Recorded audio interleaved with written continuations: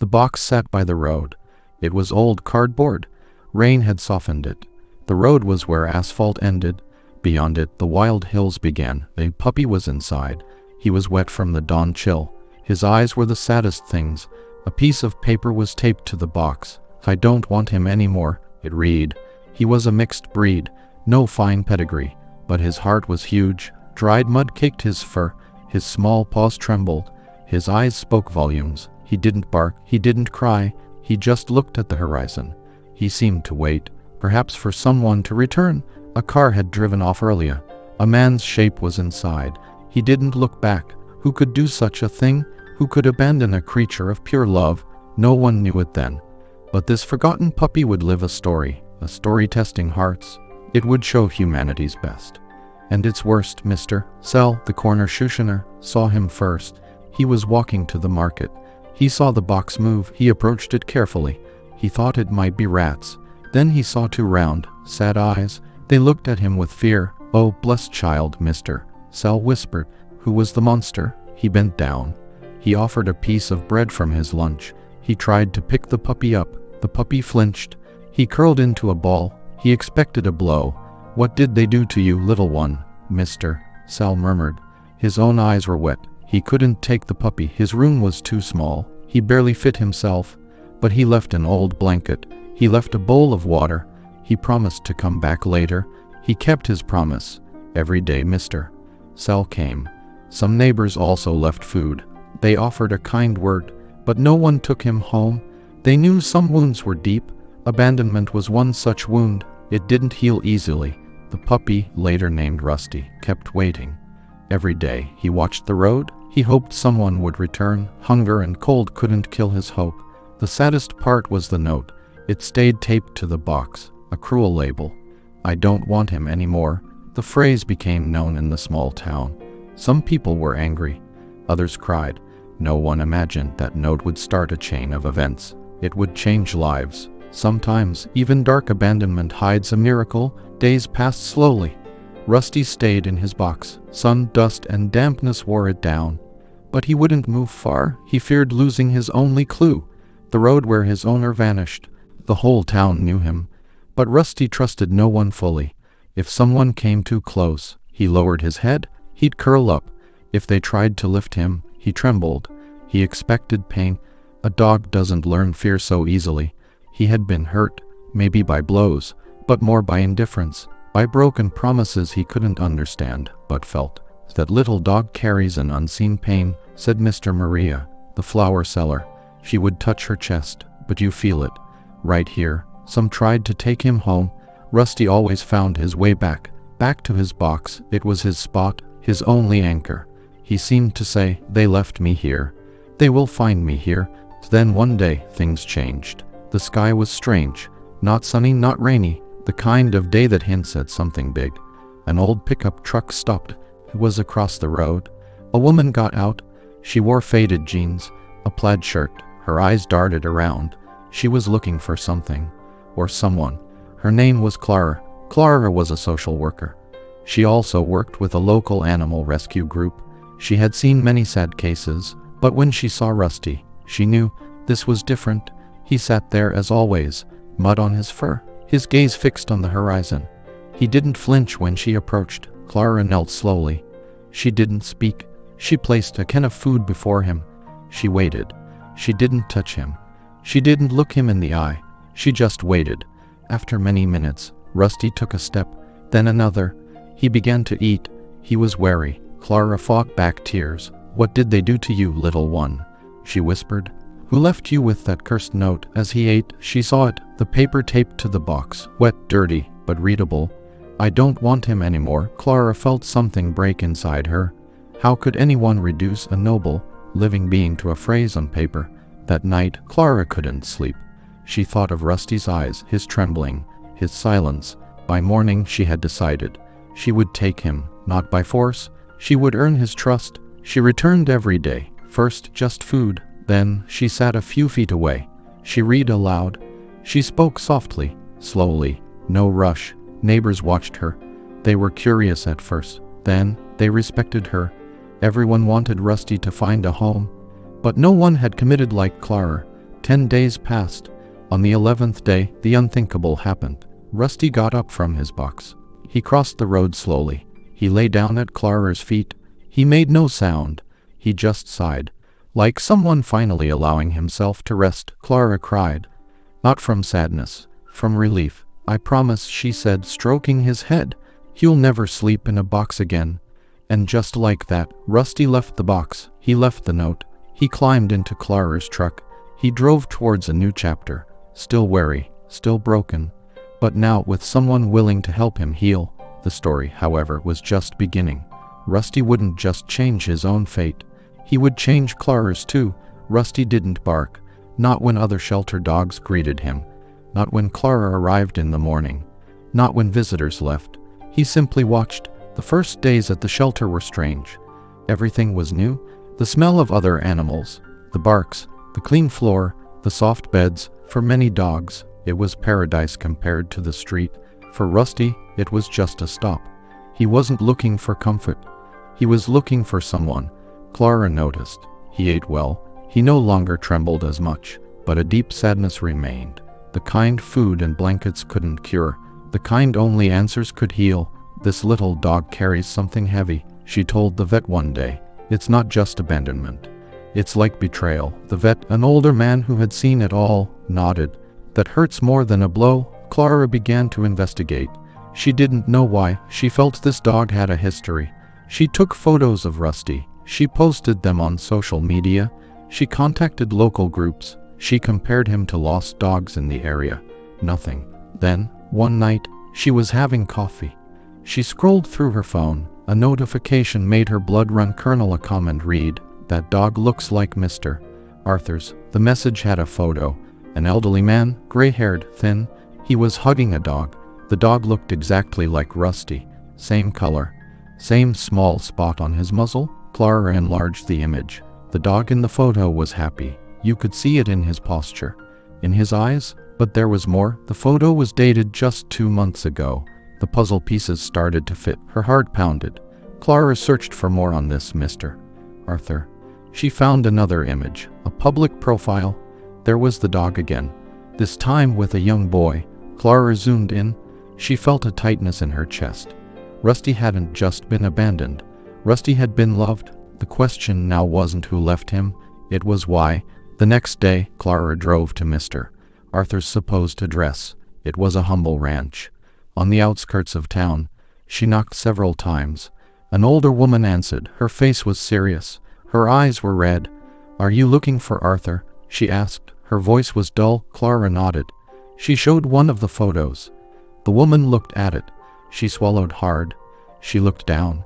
"He passed away recently," she said. "A heart attack." She paused. "And that dog? That was his best friend." A painful truth. Clara stood in silence. The woman was Mr. Arthur's sister. She told Clara the story. After Arthur's death, his in-laws wanted nothing to do with his junk. That included the dog. They said he was a nuisance. They wouldn't care for a mutt. The sister recounted this with contained anger. The couple's son, the boy in the photo with Rusty, had cried for days. Cried when they took Rusty from the house, but the adults had decided. They put Rusty in the car one morning. They drove him away. They said they'd just let him go somewhere. Clara felt breathless. Rusty hadn't just been left with a note. He'd been torn from his home, from his boy, from his life. That night, Clara returned to the shelter. She sat beside Rusty. "I know where you come from, my boy," she whispered, "and I swear we'll find them, even if it takes my whole life." Rusty didn't respond, as usual, but for the first time in weeks, he closed his eyes beside her. He fell asleep, as if someone was finally searching for him. The following days were a mix of activity and silence. Clara scoured social media. She spoke to ranch neighbors. She checked vet records. Rusty stayed close. He seemed to know something was happening. He no longer hid. He didn't avoid her touch, but he still didn't bark. He didn't play. He was in an emotional limbo, suspended between a past he didn't understand and a present he hadn't fully accepted. One morning, Clara was on the phone. An email notification popped up. A message from someone named Mark, a neighbor from Mr. Arthur's ranch. "Hello, I saw your post. The puppy is Rusty, yes. The boy, Leo, loved him with all his soul. He hasn't been the same since they took Rusty. He cries every night. Clara felt a lump in her throat. If you can really bring him back, Mark's message continued, Leo will thank you for his whole life. That night, sitting with Rusty, Clara questioned everything. What if she returned him, and they didn't change? What if the boy loved him, but his family cast Rusty out again? The question weighed heavily on her. She had grown attached to Rusty. He wasn't just an abandoned puppy anymore. He was her silent companion, her loyal shadow, the being who restored her faith each morning, without a word. But she also knew a dog's heart doesn't forget. If there was a boy waiting, she had to try. With Mark's help, Clara got the phone number for Leo's father, Robert. It wasn't easy. Robert's voice was sharp, like someone who didn't want to remember. The dog, Rusty, and who are you? Why do you want to know? Clara took a deep breath. She spoke firmly. No scolding, no judgment. She explained everything. The box, the note, the abandonment, the hope. She spoke of the boy, of Leo. There was a long silence on the other end. Then a broken voice. My son. He hasn't smiled since that day. Clara understood. Sometimes it wasn't malice. Sometimes it was ignorance, or fear, or selfishness disguised as what's best for everyone. I'm not blaming you, Clara said. I just want to know if you'd be willing to see him again. To see if he still wants to. The man didn't answer immediately. Finally, he said, come tomorrow, at 5, and bring the dog. Clara didn't sleep. She bathed Rusty in warm water. She brushed his fur carefully. She tied a small blue bandana around his neck. Her grandmother had knitted it years ago. It wasn't just an ornament. It was emotional armor. The next day, they drove towards the unknown. During the drive, Rusty wasn't agitated. He didn't whine. He just looked out the window, as if he knew, as if that animal instinct told him, today you might go home. The house was the same one from the photos. A long porch, a forgotten bicycle, a deflated ball in the yard. When they stopped, the door opened. There stood Leo, thin, dark circles under his eyes, but his eyes were wider than ever. Rusty, he said, his voice trembling. And then it happened. Rusty jumped down from the truck. He sniffed the air. He saw Leo. He ran. He ran like he hadn't since his abandonment. He launched himself at Leo. He licked him. He nudged him. He whimpered softly, as if scolding him for everything, but without resentment. Clara got out slowly. Tears streamed down her face. The father, Robert, stood at the door. He wiped a tear away, trying to hide it. In that moment, in that embrace of boy and dog, full of dirt, drool, and tears, Clara knew it had all been worth it. But she also understood. This story wasn't over. Clara stayed in the truck a moment longer. She watched the scene. It felt like a dream. Leo hugging Rusty, crying his heart out. Rusty responding, tail wagging. Licks, that low sound dogs make when something inside them breaks free. But something felt off. Leo's father, Robert, finally came onto the porch. He approached Clara. He shook her hand. Thank you for bringing him, he said. My son hasn't been himself since they took him. No one expected this dog to have such an impact. Clara sensed something odd in his words, as if he spoke of a valuable object that had lost its worth until someone else restored it. They abandoned him with a note, Mr. Robert, Clara said. Her voice was firm, but not loud. It said, I don't want him anymore. The man looked away. Silence. It wasn't me, he finally said. It was my wife's family. They said it was for the best. I didn't know how to oppose them. Clara took a deep breath. It wasn't her place to judge, but she couldn't ignore what Rusty had endured. And now what, Mr. Robert? She asked calmly. Will he stay here with you? Robert looked at her, this time with a mix of guilt and gratitude. I don't know.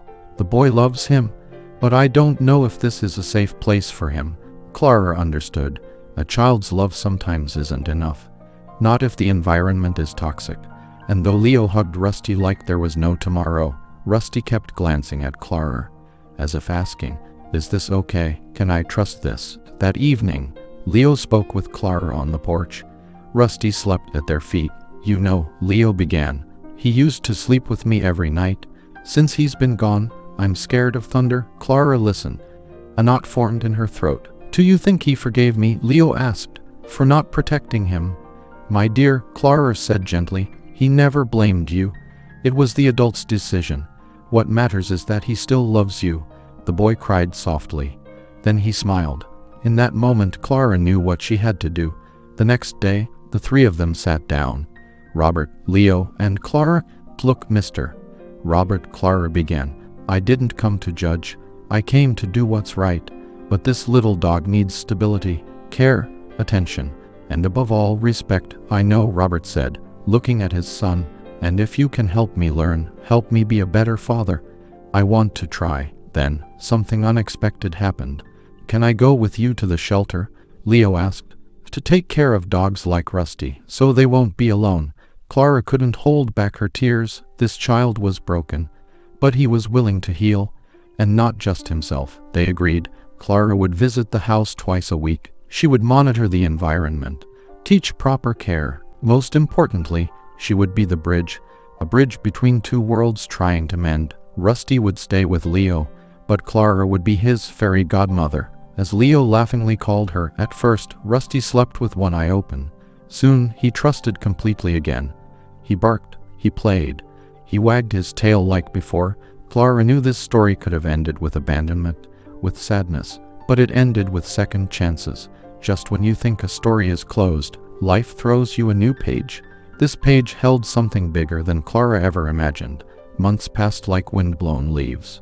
Clara continued her visits to Leo and Robert's home. Each arrival was met with joyful shouts. And a leaping Rusty. He looked nothing like the sad puppy from the broken box. The change was clear, not just in Rusty. In the house itself, Robert had learned to connect, to care, to listen. He wasn't just a father fulfilling duties. He wanted to be truly present. Incredibly, it all started with a rescued dog. But no one knew, not even Clara, that Rusty wasn't just changing his story. He was inspiring many others. One ordinary afternoon, Clara was washing dishes. She received an unexpected message. It was from a woman named Anna. Anna had read Rusty's story, a post shared by the shelter. "Hello. I don't know you, but I just read about Rusty. I adopted 2 dogs years ago. I've always wanted to help more. How can I?" Clara smiled. It was the first of many.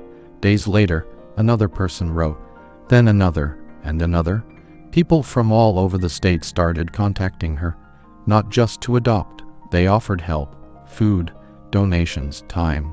All because of an abandoned puppy. Left with a cruel note. One morning, a local TV station arrived at the shelter.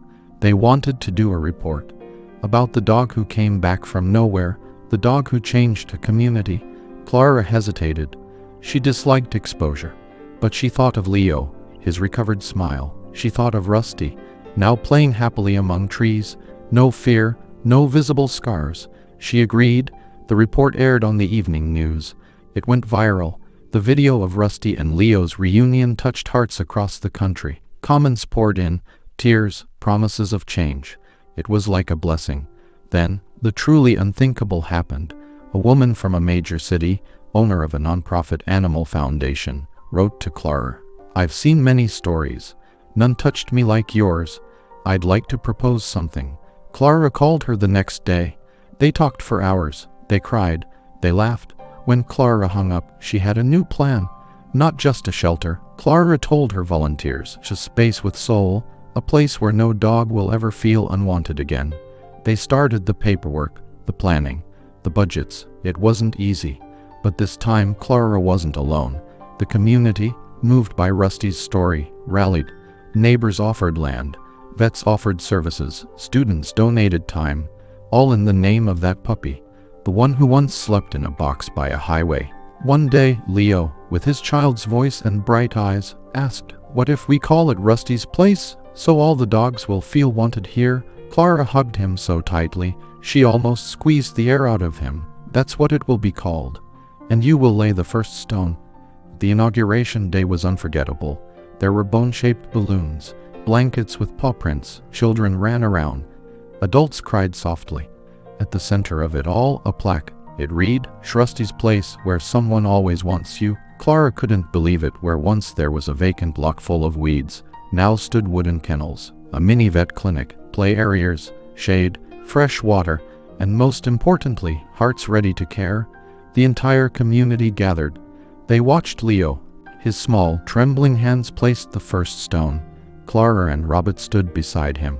Rusty, wearing a clean bandana, accompanied them. He wagged his tail. He seemed to understand this was all thanks to him. "This place isn't just for homeless dogs," Clara said into the microphone. Her voice trembled. "It's for people who have lost faith." Because Rusty didn't just find a home. He taught us that even in the worst, there's hope. People applauded. Some recorded videos. Others simply cried. But everyone, absolutely everyone, felt part of something real. After the event, animals started arriving. From all over, injured dogs, old dogs, scared dogs. Rusty greeted them patiently. Like a wise old grandfather of the pack, he played with them. He showed them where to sleep, how to wait calmly. He didn't need words, his presence healed. Clara, meanwhile, organized adoption drives, spaying and neutering campaigns, education in schools. Rusty's story was told again and again, not as a sad tale, as a legend of redemption. And so, that little dog, once forgotten by the roadside, became a symbol of love that never gives up. Time passed. Robert began to help actively. He brought dog food. He helped with repairs. He even told his part of the story. Without shame, he admitted he had failed, but he also showed that change is possible. Leo became the guardian of the newcomers, as he called himself. Every dog that arrived first passed through his hands, his hugs, his games. He was the child who best understood what it meant to be lost and to be found. One night, Clara sat on the porch of Rusty's place. She watched the starry sky. Rusty slept beside her. He snored softly.